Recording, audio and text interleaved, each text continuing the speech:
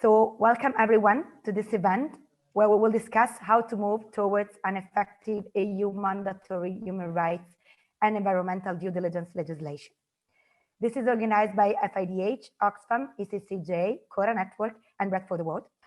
And European legislation establishing a corporate duty to respect human rights and the environment and requiring companies to identify, prevent, mitigate, and account for abuses and harm in their domestic and global operations has been demanded by civil society for many years now. We have argued that this was very much needed to set clear minimum standards defining responsible business conduct in practice and to stimulate a much needed shift towards a fairer and more sustainable level playing field. The current COVID-19 health and economic crisis show us that a model based on self-regulation, voluntary commitments, or soft law instruments is simply not robust enough to protect fundamental rights and the environment. It is of utmost urgency then to accelerate the implementation of binding domestic and international norms, which would turn human rights due diligence principles into a set of legal obligations while ensuring liability for corporate abuses and access to justice for victims. Of course, the time they are changing with the crisis that we have seen in the last months, and the coronavirus crisis has shaken Europe, of course, and the world to its core, and testing our welfare systems, our societies, our economies, and plans and futures have been cast into uncertainty, and millions have lost their jobs. So the crisis painfully underscores the importance of building a fairer, more sustainable, and more resilient economy and society, ensuring full respect of fundamental rights, obligations, and commitments. And I said the corona crisis revealed weaknesses of our businesses and unregulated global supply chains with spillover effects on people and society. And companies' resilience have been shaken, and seemingly healthy and successful companies have been put at risk. Many in need of state aid, and you know that we have given more flexibility for the state aid to all the different companies in difficulties for the moment. We have seen examples of European companies cancelling orders and sending many other companies to the brink and putting thousands of workers out of job. Investors speak about the need to recognize social inequality as a systemic risk, similarly to climate change. On the other hand, the crisis also revealed where our strengths could lie. It showed how important it is for businesses themselves to integrate the interest of employees, environment, local communities, and all those affected by its decisions. It showed how important it is to have proper processes to identify and address adverse impacts on people, the planet, and the society at large, taking a long-term sustainability approach by supporting suppliers, guaranteeing workers' rights, providing financial assistance or contract flexibility pays off, and pays off also in the short term. And good ties between the business and its stakeholders, a proper supply chain management to address vulnerabilities and adverse impacts really counts. They can enable the company to work more effectively, enhance its overall performance, and limit possible human rights abuses and environmental damage. So sustainable global supply chains is a crucial issue for the German Labour Ministry. We therefore aim to place human rights and decent work in global supply chains more prominently and ambitiously on the EU agenda during our presidency. We want to encourage the European Commission to develop a new and coherent strategy for decent work in global supply chains, including legislative measures. Despite considerable efforts by many companies, overall, the majority of them does not have adequate due diligence systems in place to ensure respect for human rights in global supply chains. The current COVID-19 pandemic crisis puts a spotlight on the vulnerability of global supply chains and the people who work in many tiers of supply chains. It brings the issue of supply chains resilience to the forefront at EU level, and it will shape our post-corona economic action. During our upcoming EU presidency, we aim to promote an ambitious and coherent EU strategy. We see great need for a new European action plan on human rights and decent work in global supply chains. Oxfam has worked for decades with workers and small-scale farmers in global value chains, especially in the food and garment sectors. We've uncovered systematic exploitation behind food sold by European supermarkets and clothes by fast fashion retailers in every continent from which they source, including here in Europe. We found widespread hunger amongst the people producing our food. We've seen women who work excessive hours stitching our clothes laid off at a stroke during this pandemic, as the Commissioner alluded to earlier. Let's be clear, this is not about a few rotten apples in supply chains. Poverty pay and precarious work are endemic and structural. They underpin many European retail business models. And as the Commissioner noted, inequality is a systemic risk. And that is why only mandatory due diligence can drive change across these sectors at the scale that we need. So let me also warmly welcome the words of the Commissioner and the State Secretary today. We look forward to working with you both to build a fairer single market. But let me stress 5 elements that an effective directive must require of companies. Firstly, to respect rights throughout their global supply chains, right down to the primary production level, because in our experience, that is where rights violations are most severe. Secondly, to consult meaningfully with rights holders. This is not only a core human rights principle, but in our experience, it's the only way to uncover hidden exploitation. Thirdly, to follow a gender-sensitive approach. In our experience, it's women that face differentiated and often the most severe impacts. Fourthly, to account for whether companies cause, contribute to, or are linked to human rights impacts that they identify, and to take appropriate measures accordingly.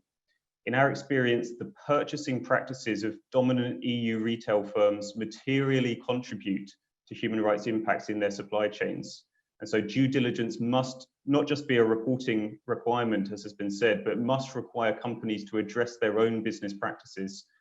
And finally, as we've heard, companies should be liable under civil law for any human rights impacts that arise as a result of their failure to take such appropriate measures, because many of the people that are affected lack any alternative access to justice. We can see that the issue is really about environmental degradation, human rights violations, and rising violent resource conflicts at the site of extraction. So companies operating from Europe, they come to the global south, come to Nigeria with serious monumental damage. In the case of the Niger Delta, there are over 15,000 OSP sites and over 20 million barrels of oil spilled into the environment. So according to United Nations Environmental Program, in their report in 2011, they said the environment is a wrecked environment, that the people live in chronic environmental pollution. So what we see here is that the water also is polluted. The issues we are really looking at are human-based. The environmental issues, it's about our food, it's about livelihood, it's about energy, it's about water. So these laws are very important that we need to have due diligence. As we speak to you, even though I mentioned about 15,000 OSP sites, not one of these sites has been cleaned up adequately since oil exploration started in 1956 till date. So we can see already that it is affecting the people's occupation, their livelihoods, and of course it's leading to serious health hazards. We need this due diligence law because according to UNEP report, Shell is not meeting its own internal standards and regulations in environmental management. And it's not also meeting the national environmental laws and standards in Nigeria in their operations. So this is very serious. We need due diligence law because international oil corporations, they practice environmental racism. And we should begin to take this very seriously. Environmental racism because they practice double standards. The standards they apply in Europe in environmental management is far different from the standards that are employed in Nigeria. This is very serious. Take, for instance, the case of Nigeria that I'm speaking about, Ecuador, Mozambique. So these are serious issues that we need to look at. Taking a court case against oil companies that has political influence and economic power has been very costly on the poor people. So these issues are very important to look at. So when we come to the issue of different elements of this due diligence law, we'd like to make further contributions and to talk about the mechanism that we allow communities to gain access to justice. Before closing, I'd like to share some final reflections on what we've heard today. In the beginning of the event, we heard about how the coronavirus has indeed exposed the human suffering and environmental damage in global supply chain, and on the need for an EU legislation to go ahead as soon as possible while being as effective as possible.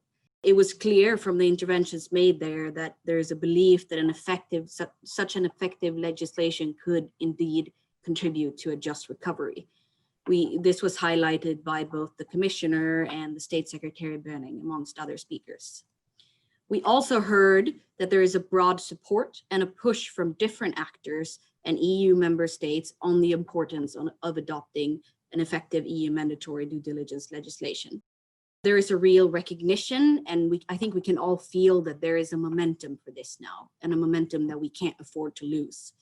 So I'd like to remind everyone, and also the member states representatives, here what we heard from the German State Secretary Böning about the importance for member states to work together towards adopting strong council conclusions on a due diligence legislation. It's also important that we get this legislation right from the beginning.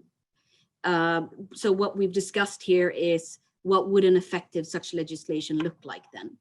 And I've gathered the few points that I picked up from the participants today, and it became clear that it would at least have to be a cross-sectoral legislation, something which was stressed by most of the speakers, including the Commissioner and the State Secretary.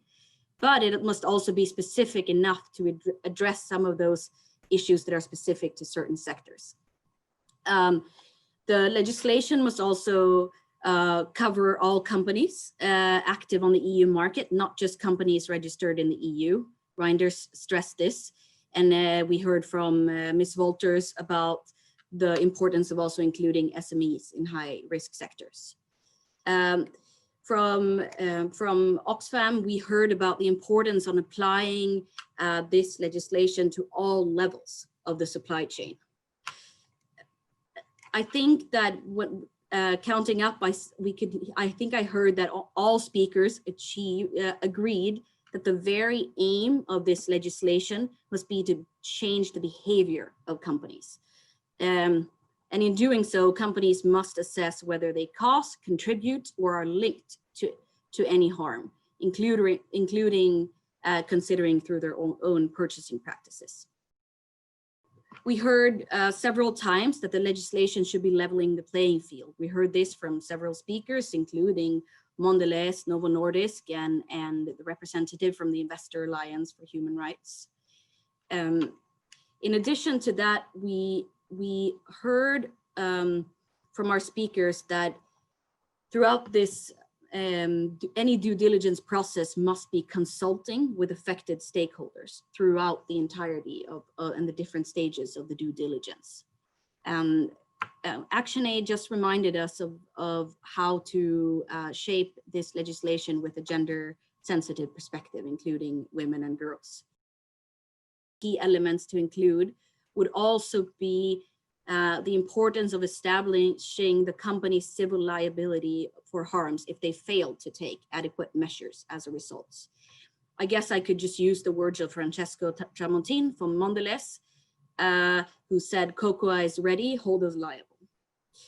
And then we've heard from several of our speakers on the need to eliminate the barriers for access to justice and ensure remedy for those that are affected by corporate abuse.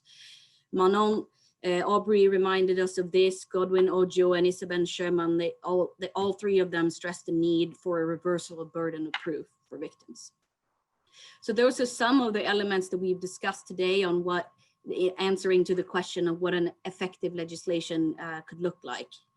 I think we've also seen clearly today that there is a lot of expertise within different stakeholder groups that can and must be taken into consideration when this legislation is being shaped.